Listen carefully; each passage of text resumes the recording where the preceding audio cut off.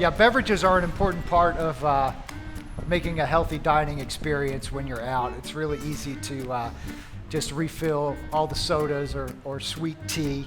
Are there a lot of sweet tea drinkers here? I got one, two, okay. I have a lot of patients that make sweet tea at home, and I always ask them how they make it, and they almost always tell me that it's always the same thing. It's always 2 cups of sugar, and it doesn't matter how big the container is, small, big, there's always 2 cups of sugar.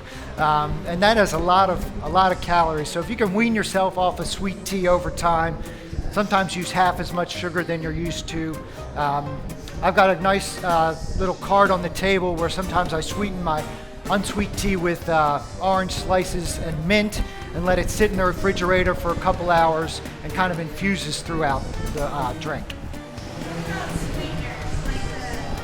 Like the artificial sweeteners.